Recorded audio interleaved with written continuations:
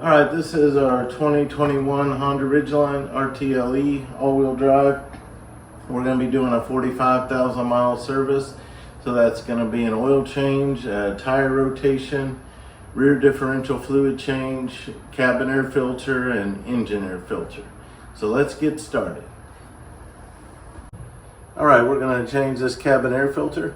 I do this every 15,000 miles. So what you'll want to do is empty out the contents of your glove compartment, which I've already done. So then what we're going to do is just open your glove compartment and you're going to push in on the sides. Just push in and let it down like this. Now, if we look down in here, you're going to see this is where your cabin air filter is. You got an arrow that points down. That's pointing down for airflow. On this side, you're going to have a little finger tab. On this side, you're going to have a little finger tab. So it's easy with, you can just push those tabs in and then your filter comes out like that. So we're going to look this over.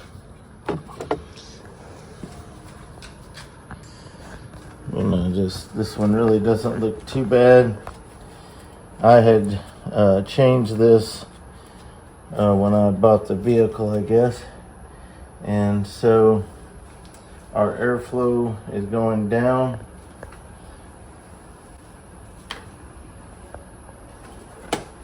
So I'm going to open up. This is a Fram CF10134 Fresh Breeze. I'll put links to all these products in the video description. So what you want to do when you open it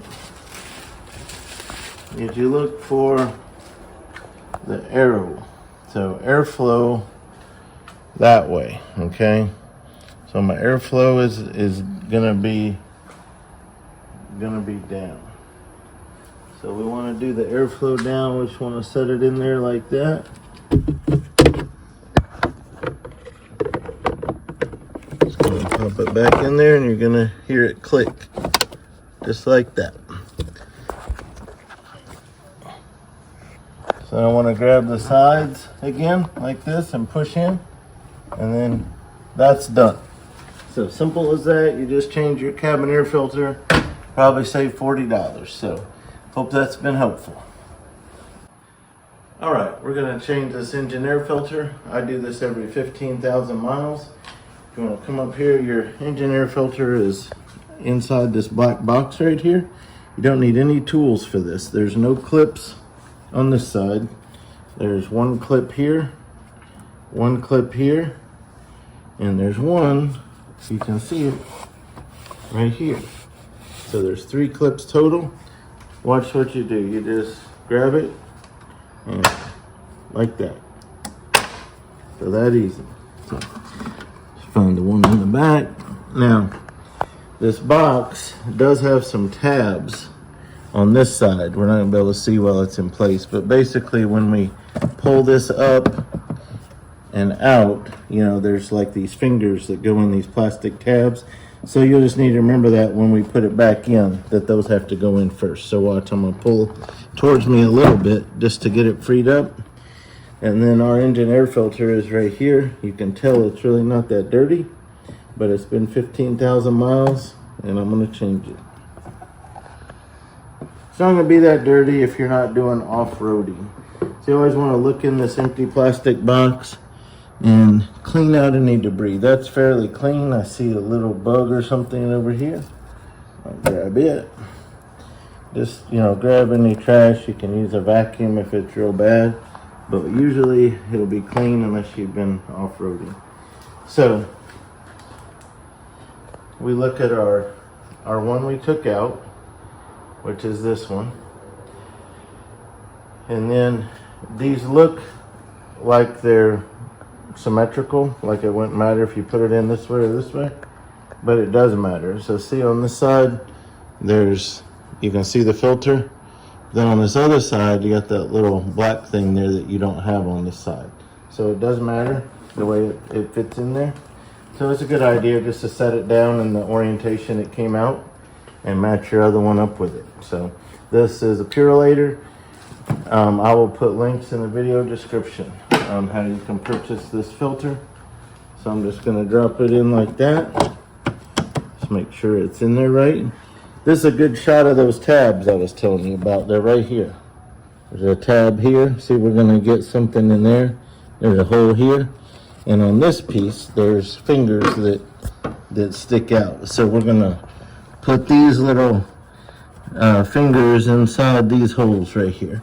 So that's what we're going to do first. So you kind of bring it down this way. Just kind of get a visual back there. And now they're in. So now it's going to tighten up the right way for me. And I'm going to tighten these down. Yep. And this job is done. You probably save 40 bucks. That easy. Hope that's been helpful. Alright, so I'm getting ready to jack the car up. Before I do that, I want to loosen all my lug nuts on my wheels before I jack it up, because I'm going to rotate the tires while I'm doing all this work. Before I do that, a couple things that'll make it easier, because on this car, you know, the engine's down there, so if it's jacked up, it makes it harder to reach over and see. So you can see down in here, your oil cap is way down here, so that can get on there pretty tight. So I go ahead and loosen it while it's on the ground, so that if I want to take it off while it's jacked up, I can just reach in there and grab it. I don't have to get leverage on it. And then this is my dipstick, so I want to go ahead and I've taken it out and just let it rest on there, so that when I get to draining my oil, I'm going to reach down in there and, you know, make sure those aren't attached, so I'll get better oil flow. But I loosen them first before I jack it up. And my next step is, if you have locking lug nuts like I do, grab your lug nut key. For the one that's a locking one, you can always tell if your vehicle has these, because you'll have these bare, you know, flat lug nuts, and then you'll have one with a key pattern that matches your lug nut key. So you just use that to loosen up that. This is a 21 millimeter socket size, and so I'll put links in the video description to, you know, all the tools and everything that you would need with socket sizes, torque specs, everything that you would need. So all you're doing now is cracking them loose. We don't want to make it too loose. So we're going to just go around all four wheels and do that. Even if you're not going to rotate your own tires, if you're changing the oil, I would recommend doing this tire, and you'll see why when we change the oil. Makes it much easier to access the oil filter. I access both my oil filter and my drain bolt through this way on this vehicle. So just a little hint for you. All right, so your front jack point, this is for reference the Honda logo on the hood right in the middle. This front jack point, extremely easy to locate. So you have this right in the middle.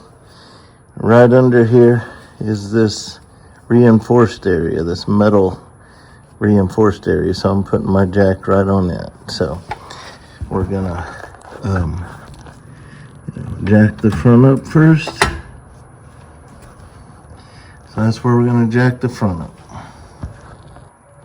All right, so our rear jack location coming right in from the back here, also very easy to find, just farther underneath than it is in on the front jack point. So coming in from the back here,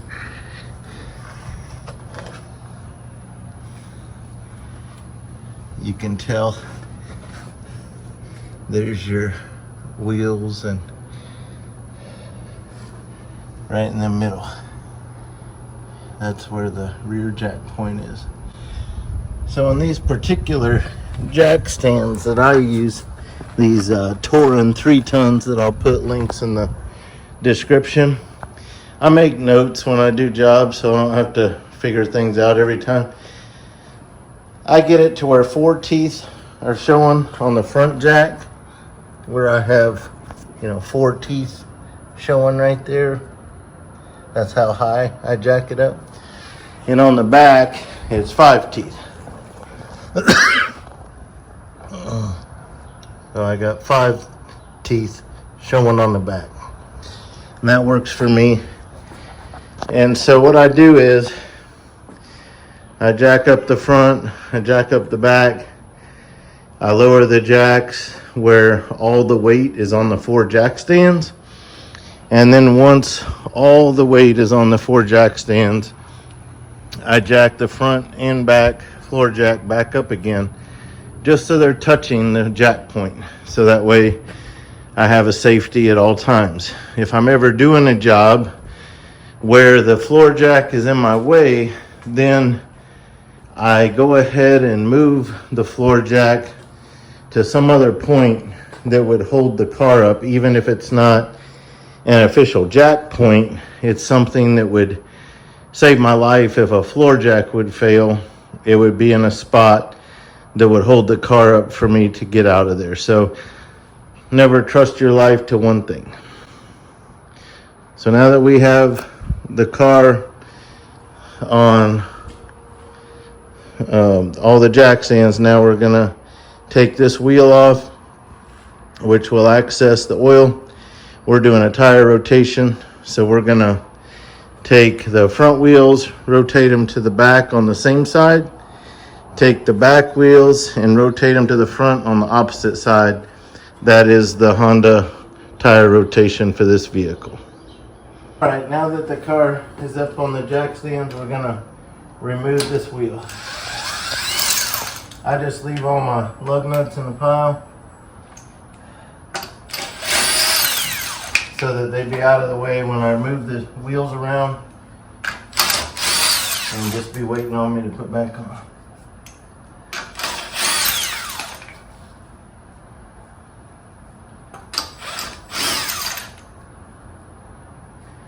So the reason I say I'd recommend taking this wheel off even if you're not rotating your tires, you're going to see it right now.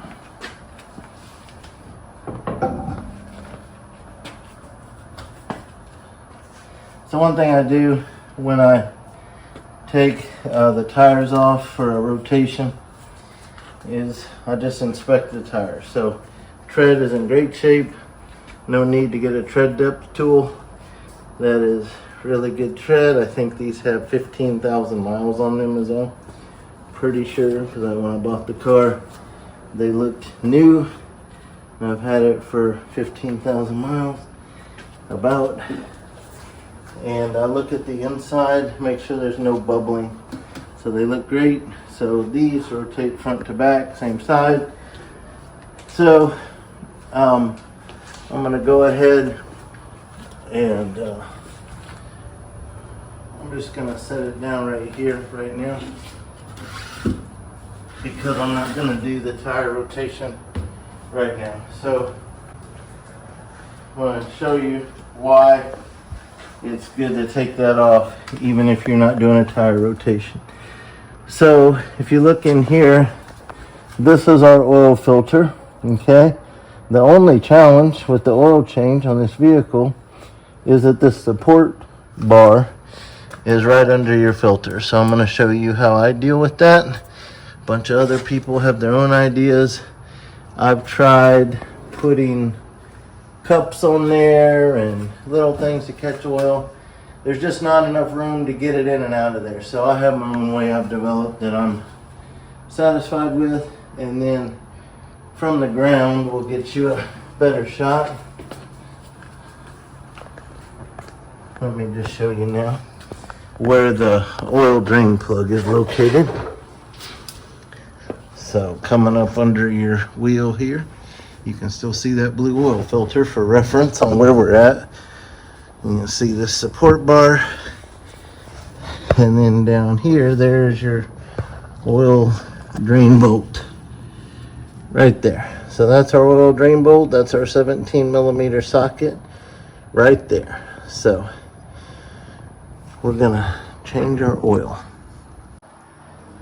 Alright, so I got my plastic sheeting down. Again, I'm going to put links to everything in the description. I put a lot of effort into thinking everything out for you, so please check the video description. So here's what I do. I cut a piece of plastic sheeting that's thin and long. And I just come in here and I just accept that there's going to be oil that drains out of that filter that I'm not going to be able to stop. So I take my plastic sheeting and I protect as good as I can this metal bar right here. And then I just wrap it around. It's not the easiest to get in there, but it's not that hard either. It just takes a minute, literally a minute. And then once I get it in there, I kind of spread it around where, you know, I'm protected all the way up here, all the way down to here. And then the other thing, I have a special Honda oil filter wrench that fits these, but that's no good on these vehicles because you can't come in from the bottom. So I recommend this type, this swivel gripper. I'm going to go ahead and put this in the description so you can get the right size, because there's so many sizes. It's a pretty small filter. So remember that when you loosen, you want to turn it counterclockwise. So you got to think about that. You don't want to put this on this way. You want to put it on this way. So to get that off of there, I'm going to slip that in like that. And I'm going to loosen it like that, okay? And before we do that, I'm going to get my oil drain pan and get it under there. Also, one of the things that I do to help me on these jobs, I'm in South Louisiana, and you know, when I got in my car after work today, it was 100 degrees in my car. It's in the 90s all the time. We're in the evening right now and it's still in the 90s. So when you put these gloves on, your hands are going to sweat like crazy. And so the first time you get oil on them and you take them off, your hands are soaking wet with sweat and you can't put any more on. So my wife came up with the brilliant idea. My wife, who's also our videographer, she says, why don't you put 3 pairs on to start? And then when you get oil, you just take off the outer one and you got more, and you know, brilliant. So that's, I got 3 pairs of gloves on. I'm sure I'll use all of them. So, because every time I change the oil, no matter how hard I try, I end up, you know, getting oil somewhere. And so I got this plastic sheeting down. I'll put this under there. Get it positioned where even if that splatters, we're going to catch it. So I'm going to go ahead and remove my oil cap all the way for airflow. I don't want to rest it on there. I'm afraid it's going to fall. So I'm just going to set it right there. I'm going to loosen my dipstick so that there's some airflow there. Okay, so I have my new filter ready. I took some new oil, put it on my finger, and wiped this black rubber ring so that it's ready to go.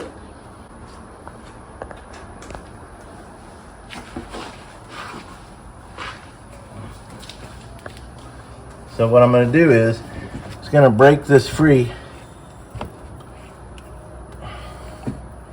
until oil starts leaking out, and then so yeah, I can go ahead and get this out. Sometimes I can, sometimes it starts leaking before I get it out, but that keeps that clean. One less thing for me to worry about. So now, by hand, I can grab this thing. It's gonna start leaking, and then I'm just gonna wait. So don't think you have to keep turning that. Once that happens, just kind of let it go. Kind of get some of that. Really, that's about it. So we're gonna go ahead and start turning it now.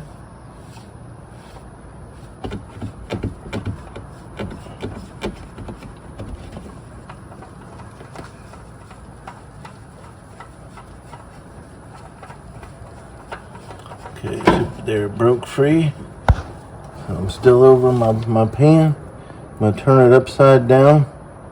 I also have in my oil drain pan this special pad. It's made by Lyle, and it keeps oil from splattering when it comes out of your drain pan. So I'll put links to all that in the description. So right now,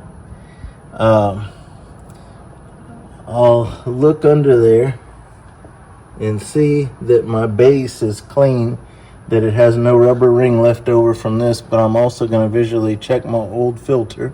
You'll see our black ring is in place. I've never had a black ring separate and stick to the housing, but I hear that it's happened to somebody before. So you always want to test that, because if you leave it there and then you put your new filter on, it will leak because it won't have a good seal. So what we're going to do is take a rag. We're going to wipe this surface where our new filter is going to end up. I'm going to clean these threads. I'm going to wipe this whole area. This is a new shop rag. It's clean. I want to use a clean rag for this, because you don't want contaminants on your new filter. So now, even though it might drip a drop or more, I'm going to go ahead and carefully remove this plastic sheeting.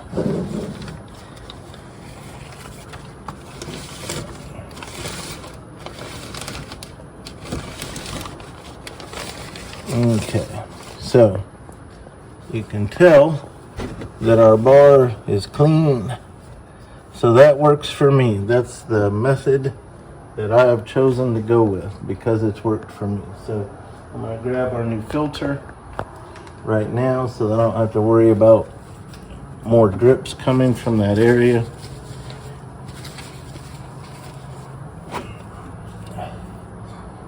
And I'm going to go ahead and put it on.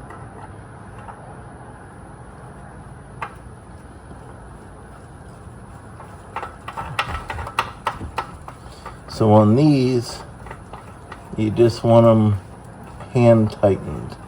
So you do not need the oil filter wrench to tighten these. So it's contacted the base, not going to leak anymore. I want to dry my glove off so I can get a little bit of a grip on there. So even though I don't want to use a tool, I do want to get it good and snug. So if your hands are sweaty, or you're using a sweaty glove or a glove with some oil like this, you know, you want to make sure you can get at least a good grip and just give it a good hand tight like that. So look how clean that was. We didn't get one drop on that crossbar. So now what I'm going to do, so I can change my oil without making a mess of this, so I'm going to throw away this plastic sheeting that's all messy.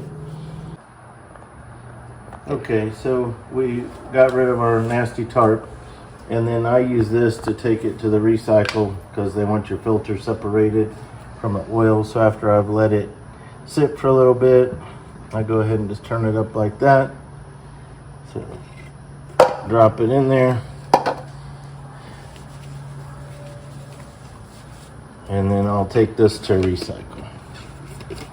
And then when I go to recycle, I don't have to touch anything. I can take that cap off, open the bin, dump it in there, and then put the cap back on. All right, so now what I want to do is I want to drain my oil. So what I do is I'm going to show you also the best way that I've found for this. So to break my the bolt free, I have a 3/8 inch extensible ratchet, and I'm not sure if I'm gonna need this little 3/8 extension, but I have a 17 millimeter socket. So all I'm gonna do is use this to break it free. As soon as it breaks free, I'm gonna stop using this. I'm gonna put a link in the description. I highly recommend you invest in this. It's a 17 millimeter magnetic socket. That's a magnet, and I'm going to use this to take my drain bolt off, and the drain bolt will not fall in my drain pan. It'll stick to this. I'm also going to use this Milwaukee 90-degree 3/8 inch ratchet, and so what I'll do once it's free is I'll use this to take it off. It keeps my hand away from the oil spilling out, and the bolt's going to stick to that. So all I got to do is take this out of the way. Might get a little bit of oil on the head, but that's easy to clean off. So I'm going to get in position for that right now. Got everything I need.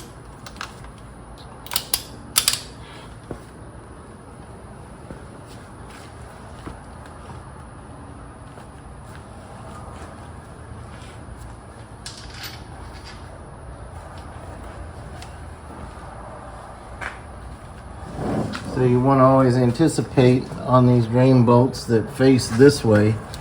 That's the way the oil's coming. So I don't have to worry about it at first because I'm just breaking the torque free. I'm not going to get any oil right now. So I don't even need my drain pan in the way right now. So I do not need this extension. It's in the way of other things. So let me get rid of that.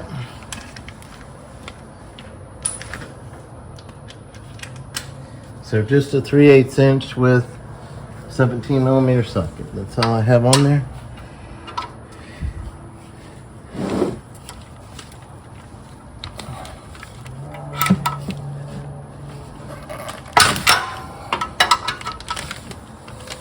Okay. So now that we broke that free, we're going to get our pan in place. Try to get my plastic sheeting where it needs to be. Be ready for that stuff to come this way.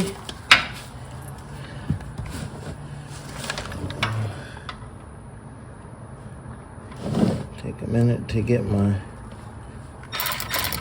magnetic ratchet on there.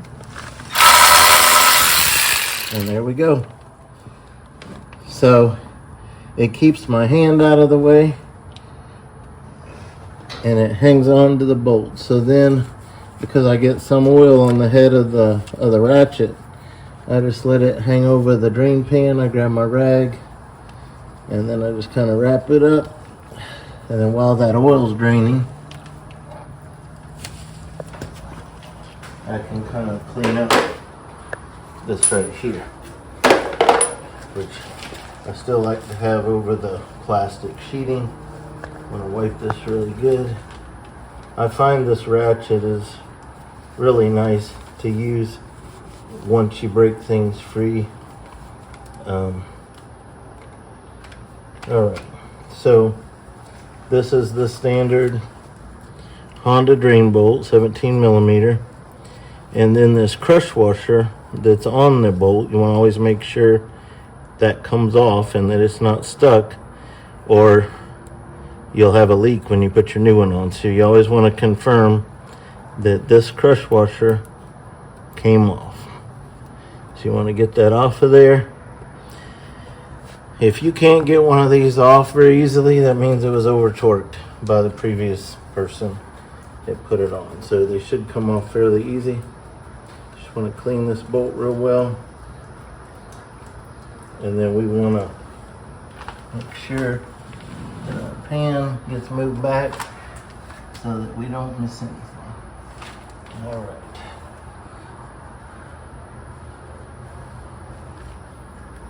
Okay, so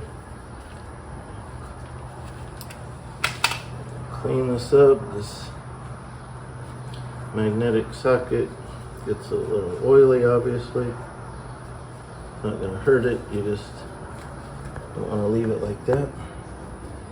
So I'll just do my best to give it a clean.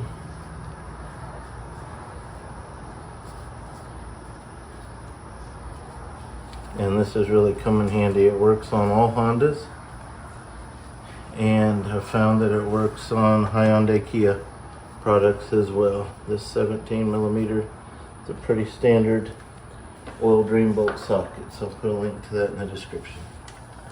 So I have my new crush washer on. I'm just going to take a rag and just wipe whatever little drip there might be and just start hand tightening. Always start these things by hand, not with any kind of tool, just so you know you're going in straight and not cross threading. So I turn it a few turns, but on something like this it just takes a few more seconds. I just turn it till it contacts the base, and then what that also does is it'll stop all any kind of drips that you might have if you just hand turn it till it contacts the base. You could just snug this up, but I go ahead and use a torque wrench so that I know the crush washer is sealing properly, so I know it's tight enough and not too tight.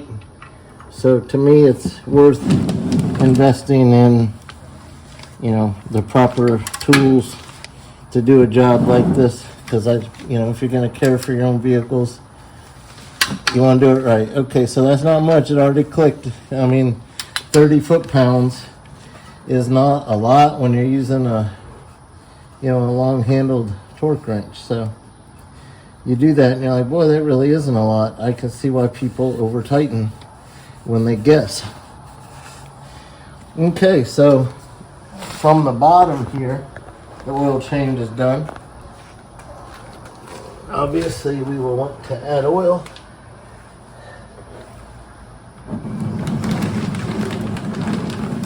So I'm going to go ahead and clean up all my tools from underneath before I do anything else.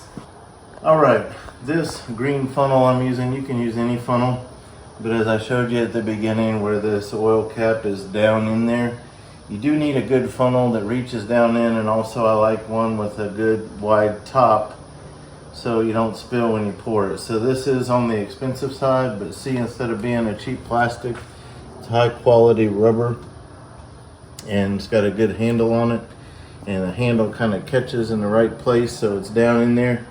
So I'll put links to all this in the description. You can certainly use a cheaper funnel. So this takes 5.7 quarts of oil. I already put 0.7, so now I got to do is pour this 5 in. This is the first time I'm using Valvoline Premium Full Synthetic Restore and Protect. Been watching videos on this stuff. I've got 2 daughters with cars that have 150,000 and like 125,000, so that's what made me think about it. And I thought, well, studying up on it, it meets all the requirements, plus it keeps your engine like new, it says. So I'm gonna try it. 0W20 is what this calls for.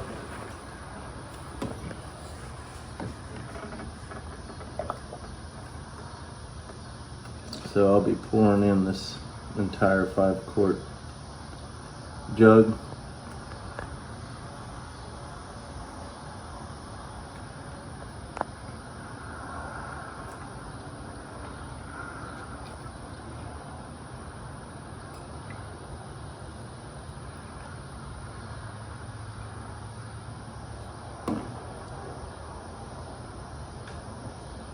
Okay, so we'll let this jug empty, and then I will remove this funnel and put this cap back on. And I'll also, while I'm thinking about it, going to push in my dipstick all the way so it's seated. And then that way, when I go to start it up, the oil change is going to be 100% done when I put this cap on. I've changed the oil enough in these Honda V6s to know that you are good just doing exactly 5.7 like the owner's manual states. Never been overfilled or underfilled with that. What I'll do is I always run it for a little while, after it's ran for even a few minutes. If you shut it off and let it sit for 10 minutes, you're going to get an accurate oil level reading. So I always check it at some point soon just to make sure. Okay, so if you were not rotating your tires, you could go ahead and put your wheel back on. I am going to rotate my tires. So one thing I always like to do is, first of all, try to get a visual inspection of my brake pads, which are in very good shape. They're very thick. Got a lot of wear left on those. Just kind of visually look over my brakes, and then I use some brake clean. I buy the cheapest brake clean you can get at Walmart, and I just, you know, hit the brake with this and just try to keep things clean in that area. The stuff really sprays out quickly, and so a can really doesn't last that long. So I always put plastic sheeting down, and that way it keeps it off my garage floor. You also want to be in a well ventilated area because that stuff puts off some fumes, but it's also quickly evaporative. So it's not like you have to wait to put your wheels back on. You wait a minute, it's dry. So what I'm going to do is I'm going to finish my tire rotation before I move on to my next job. So I've already taken this wheel off. I'll take the back wheel off. I'll roll it to the front on the opposite side, inspecting it before I set it down. And then every time I take a wheel off, I'll roll it to its location where it's going to go back on the vehicle. And then once I've got them all off, then I'll go in and I'll put them all back on. So we're going to do that, and then we'll catch back up with you in a minute. Alright, so whether you were just removing this wheel to change the oil and wanting to put it back on, or whether you were doing a full tire rotation, have all your tires where they're supposed to be, what we do is we just line the holes up visually with the lug nuts so that when we lift up this heavy wheel, we're almost lined up. And we want our eyes to be where we can see it, because you don't want to take too long to get this weight off your body. So I'm going to lift up, line them up, push them forward, tell the lug nuts, tell the bolts have the weight of the wheel supporting them. So no matter what kind of equipment you might have access to, I'd always recommend hand tightening these at least 3 or 4 turns to avoid any possibility of cross threading.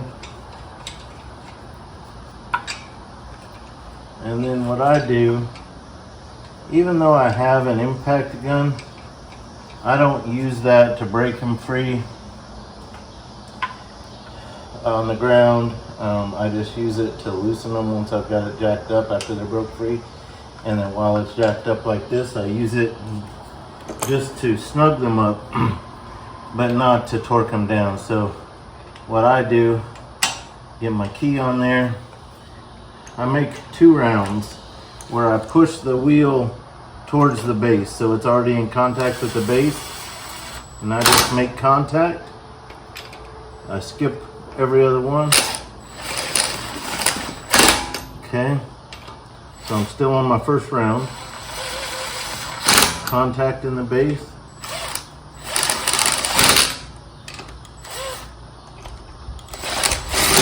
Okay, now I'm just going to do a second round, but not go very tight.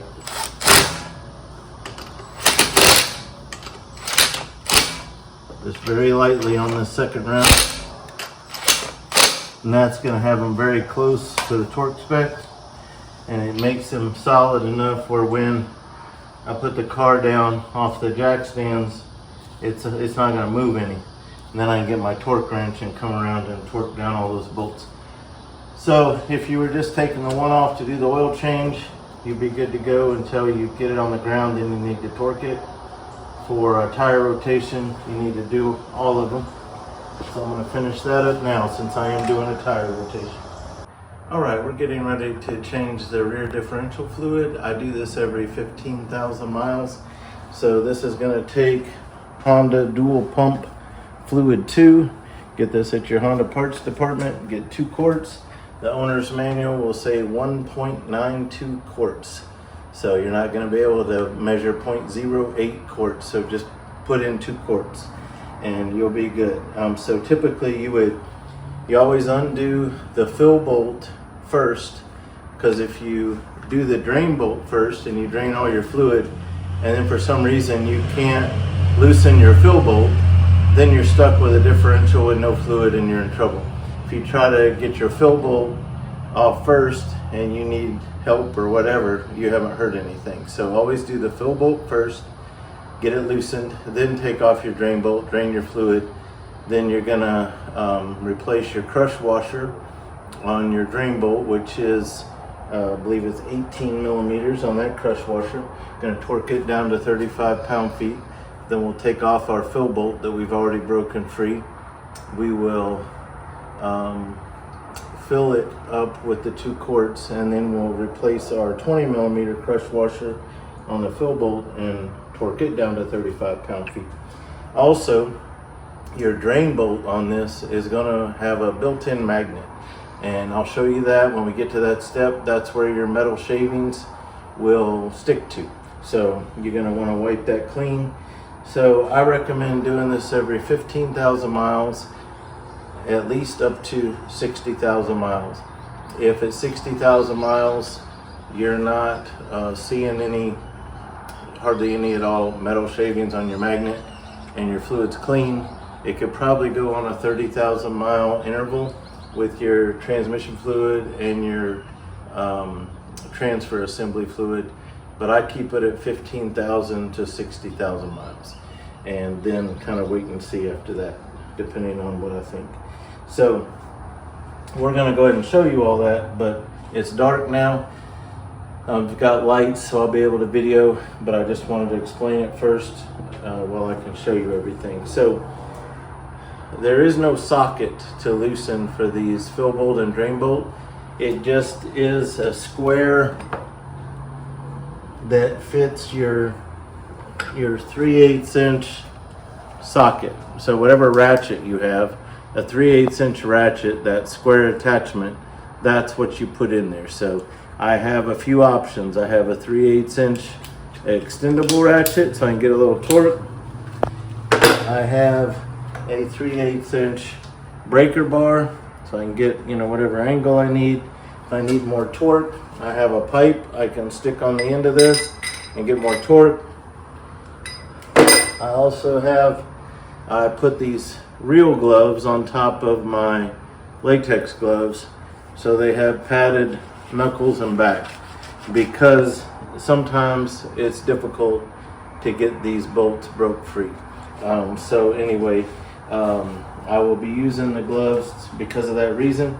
And also, again, the torque spec is 35 foot-pounds. So let's get started, and I will do my best. Also, I'm going to share with you real quickly a tool I'm excited about using that I'll put links in the description to fill the rear diff fluid.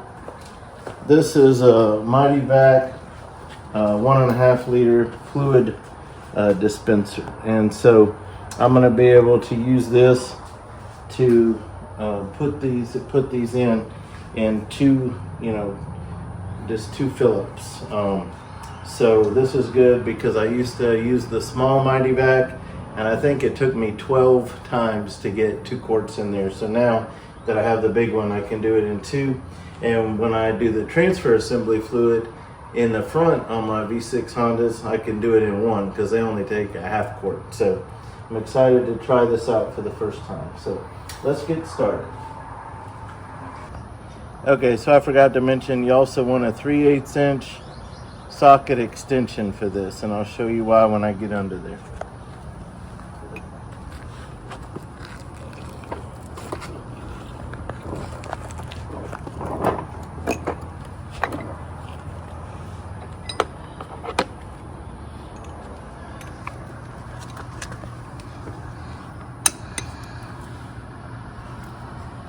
Notice that I have relocated my jack stand, my floor jack, from this center jack point location to over here.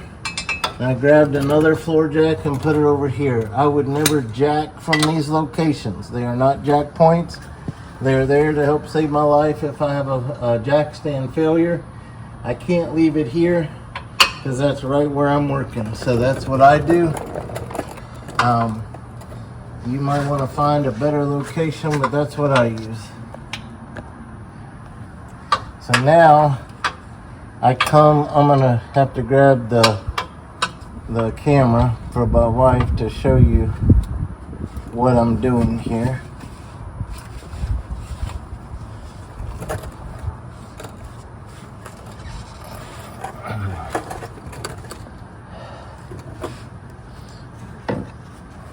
So I'm gonna use my pipe. This is always a tough one.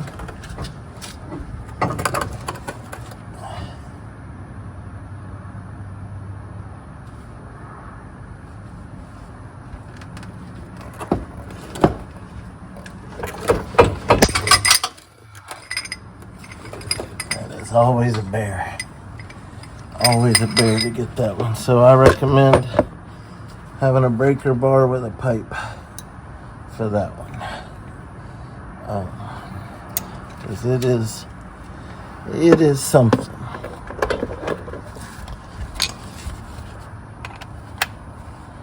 So now that I got it broke free, I'm gonna use my little ratchet.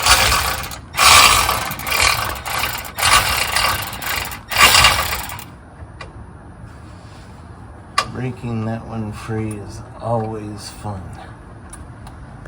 Okay, before I take that out, I need to show you what I did. So what I do is I go through this hole in the frame with my extension, because right on the other side of that beam is just a little gap, and then that's your fill bolt. And so you can get to it from this narrow access, but it's so much easier to use an extension and come from back there. So this is what I broke free right here. That's your fill bolt, okay? And so I'm just leaving that in there to show you where it was, because I already got the bolt out. There it is. And that's the 20 millimeter crush washer that we will replace. You always want to make sure your crush washers come off. So our drain bolt that we're going to do next, just for reference, there's our fill bolt. So now, you know, this is the driver's side of the vehicle, and this is our drain bolt. So this is, when we take this off, this is going to have our magnet as part of that bolt, and that's where our 2 quarts of fluid is going to drain. So we're going to do that next. Okay, so this is our drain bolt. We have our breaker bar in there, but no pipe right now. Just going to see what we can do. Okay, it's just very difficult in a position like this. But we're up on a lift. It'd be easy if you're standing up and this was higher, but when you're laying down, it's hard to get the angle you need, so the pipe helps out a lot. Okay, so that just breaks it free, and then I just get rid of my pipe and my breaker bar. And then what I want to do, I want to get my drain pan in place, because that's going to come shooting out of there. I'm going to use my little screwdriver, my ratcheting battery operated ratchet.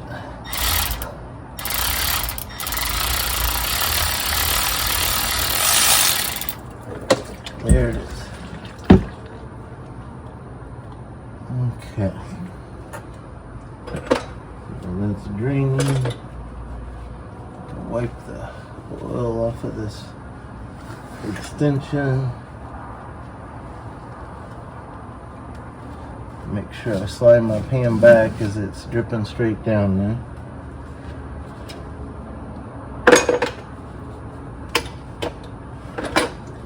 So my drain bolt, you probably heard it fall. So it's right here. I'm going to take off my nice glove and get back to my, now that I'm done untorquing those 2 bolts. They're very difficult to do. I don't need these padded gloves any longer. Just my regular gloves. So now I can grab this drain bolt out of my pan. So what you're gonna see here, you see this is where we loosened. There's your threads.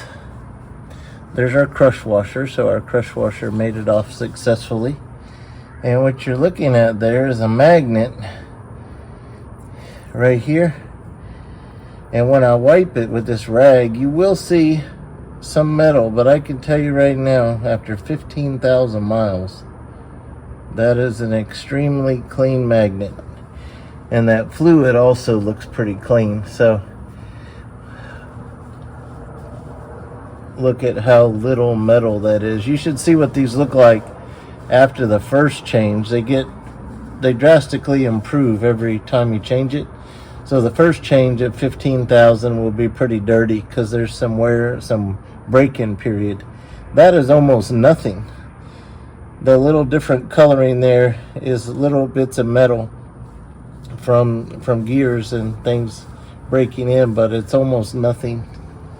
So we wipe that magnet clean. We remove this old crush washer, which is a 18 millimeter. And again, I'll put links to all the parts you need in the video description, including crush washers, torque specs, everything.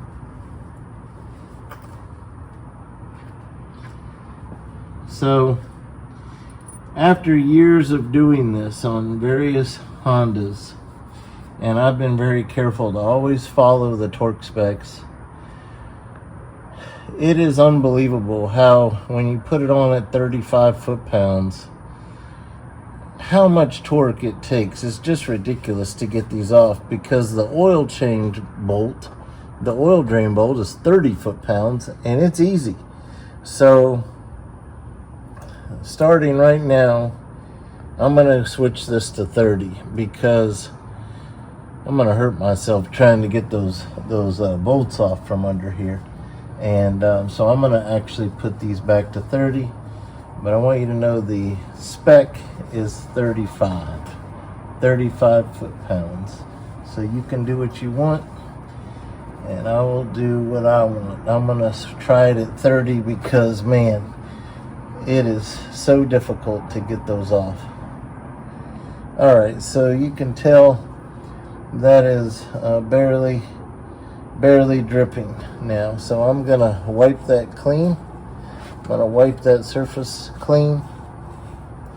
I'm gonna hand tighten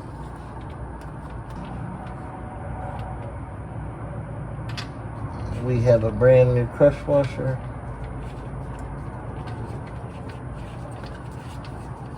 And we have, a fill bolt that's removed. So I hand tighten that all the way till it contacts the base. Prevents you from cross threading, and it also stops any drippage. So you can kind of wipe it clean. You can get rid of your oil drain pan. Well, we're going to want the plastic sheeting, but I don't need the drain pan in my way. So now I'm going to grab my torque wrench, which I had set at 35, but I've already adjusted that down to 30 for reasons just mentioned. And I am going to use the extension to get me away from contacting everything there. Okay. So I'm going to torque this to 30 foot-pounds. All right. And see how that does. All right.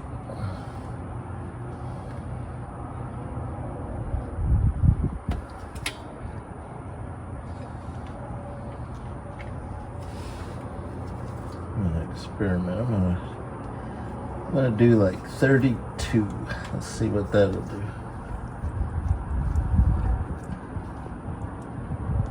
It did seem extremely easy.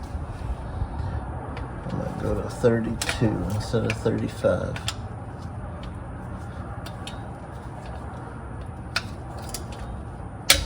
Okay, I don't think that really mattered. All right.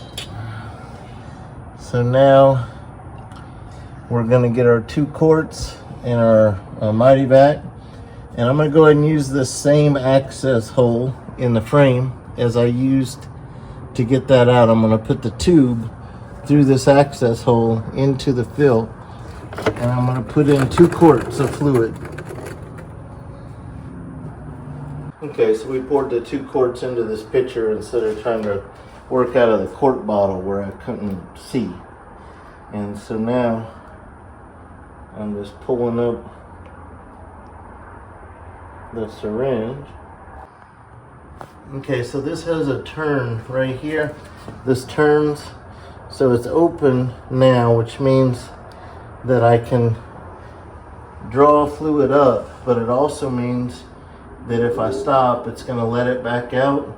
So what I need to do is leave it open to draw it up, and then close it by turning it like that, just like a quarter turn. And then before I take my the end out, so I'm going to draw it like this, and then I'm going to close that. Okay, so now I'm going to close that. I'm going to give this a chance for anything that's in the tube to leak out in my pitcher. So you'll see in this first one that I have a good amount of my 2 quarts. I have most of it. So I'm going to use a rag. I'm going to kind of wipe this tube down as I go to the end. Then I'm going to hold it up here like this.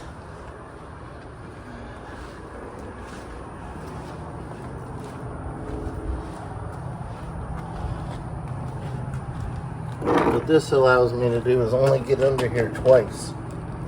I used to have to do it 12 times with the other one, which I still liked better than the little pump that you screw onto a quart bottle. It takes like well over 100 pumps to get 2 quarts in. So that's, yeah, I did that for enough years before I figured out a better way. So I feed it through the same access port that I used for my 3/8 inch socket. I need my plastic sheeting back here to catch any drips. So now that I'm in there, I'm gonna loosen up. There is an open close label on this plastic thing, and I just need to, it's my first time using it, I need to hold the hose in there while I'm pushing, and that's kind of going to be the hard part.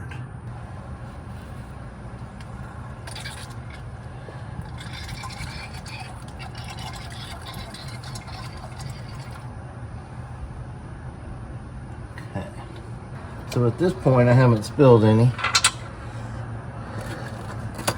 Let's see how this works. So now I've got I'm almost done. I've got a little bit left. So I think the challenge, is going to be getting all of it in there because of the stuff that's in the tube. But that's kind of the way all the tubes work, even the ones with the quart bottle. So, alright, so here's what I'm going to do. I've still got that thing open, so now I've got my plunger down at the bottom. I'm going to go ahead and draw up as much as I can.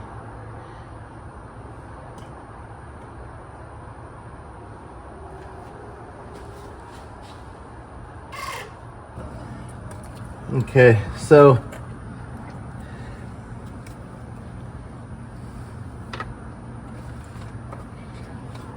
get it fed back in there before I open up the valve.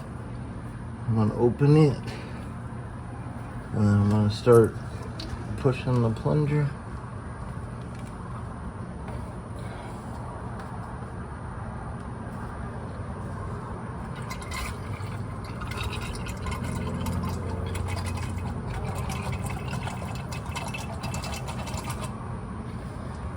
Okay.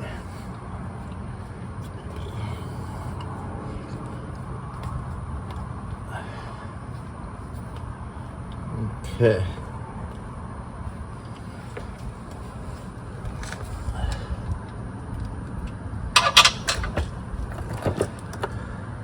So that's the 2 quarts. So now I'm going to take a rag, just make sure that's dry, and it is. We actually didn't leak anything, so that's good. I got my new crush washer on our bolt, our 20mm crush washer. You know, start things by hand. So you can see that, no cross threading. And go by hand until I contact the base. Okay, I've contacted the base. So again, instead of the 35, I'm going to go with the 32 foot-pounds, just because of how much of a bear it is to get that off. Okay, there it is. All right, so we put 2 quarts in. There's going to naturally be a few drops that you miss. So what you could do, what I did was I knew it takes 2 quarts, so I just bought 2 quarts. But you're going to have more than 0.08 quarts in fluid loss, so you're not going to get it dripping out the fill bolt. So if you want to buy a 3rd quart, you could keep putting it in the fill bolt until it started to overflow and drip out. I just know it takes 1.92 quarts, so if I buy 2 quarts and I use all of it and all I have is just a couple drops that doesn't make it in, I know it's right up to the fill line. So that's what I did. But you're welcome to buy a 3rd quart so that you can make it drip out if you want to. So we have the magnet clean on the drain bolt. We have new crush washers on our drain bolt and fill bolt. We have all our new 2 quarts of fluid in, and we have everything torqued down. The Honda torque spec is 35 foot-pounds.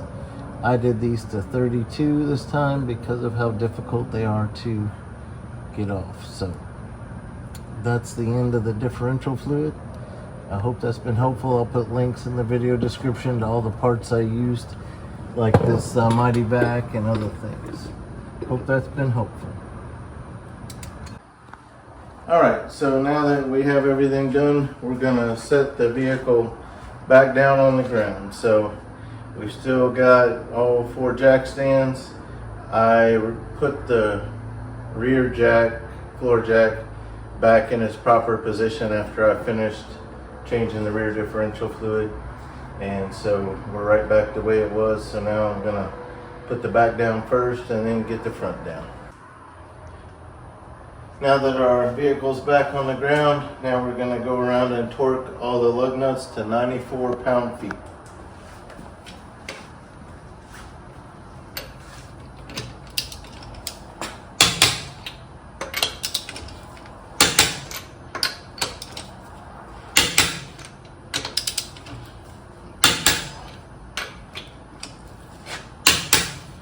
Alright, so just do that on every wheel. Alright, the last step is to inflate all the tires to 35 PSI. I've put a link to 3 different tire inflators I own. This is made by Oak and Iron. I really like this one. It's very simple. You can set a stop point. I really wouldn't buy one that didn't have an automatic shutoff. There's so many affordable options nowadays. So you just set it to 35. It's telling you it's already got 34.2 in it. I touch the button and it'll stop when it gets to 35.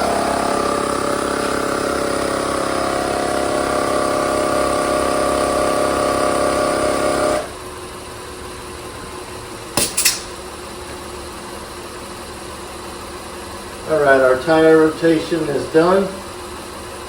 Wheel lug nuts are torqued to 94 pound-feet. Tires are inflated to 35 PSI. You can tell I've started the vehicle. Wanted to let the engine oil run a little bit so that way I can shut it off, let it sit for 10 minutes and confirm that I have the right amount of oil. Alright, so Now that we're done, we're gonna go into settings. I'm gonna go into vehicle. I wanna scroll down till I get to maintenance info. Oil life. I wanna do a reset. Would you like to reset maintenance information? Reset. Okay, maintenance information has been reset. Now, we did a lot more than that. Yeah, it's not gonna let me, so that's how you reset your oil life. Sometimes it'll have other things on there, like, you know, we did the rear differential and things of that nature, but anyway, it didn't let us do that. So we reset the oil life, that's the main thing.